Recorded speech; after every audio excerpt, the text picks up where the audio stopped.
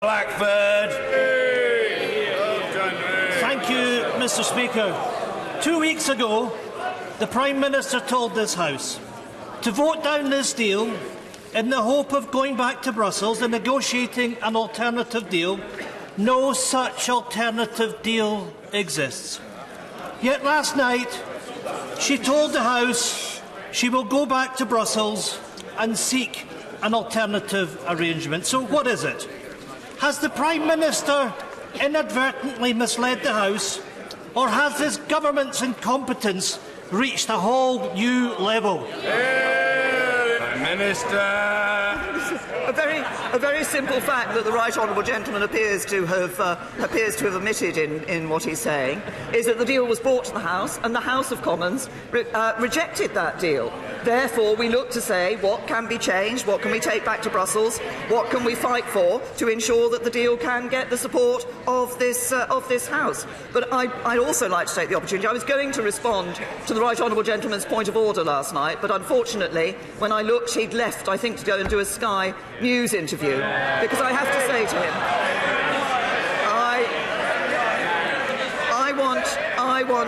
I want to just confirm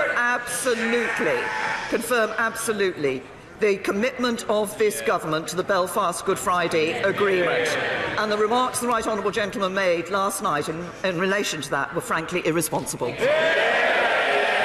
Blackford. Mr. Speaker, the only thing that is irresponsible are the actions of this Prime Minister. Order. The right honourable gentleman has a right to be heard. The public would expect him to be heard, and he will be heard. And attempts to shout him down are not just rude, they are irresponsible, they are undemocratic, and they should certainly not have the sanction of anyone who sits on the Treasury bench. Stop it. It's low grade, it's useless, and it won't work. Ian Blackfor. Thank you, Mr. Speaker. That was a graceless response from the Prime Minister, who is acting with sheer irresponsibility. And I have to say in her answer, what she demonstrated is, here are my principles. If you don't like them, you can have some more. Mr. Speaker, last night a majority of Scottish MPs rejected Brexit. The Scottish Parliament, the Welsh Assembly, and this House... Order. Stop it. It's utterly irresponsible, chanting in the background. Let the right honourable gentleman ask his question and the Prime Minister answer it. That is what the public would expect. Ian Blackford. Thank you very much, Mr. Speaker. The Scottish Parliament, the Welsh Assembly and this House of Commons has rejected the Prime Minister's deal. The UK Government told Scotland in 2014 being part of the UK meant continued EU membership.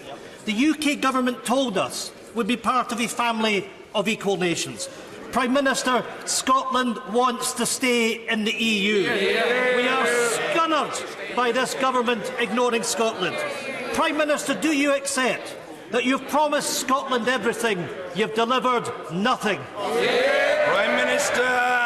Can I say to the right honourable gentleman, Scotland is part of the United Kingdom. It voted in 2014 to stay part of the United Kingdom.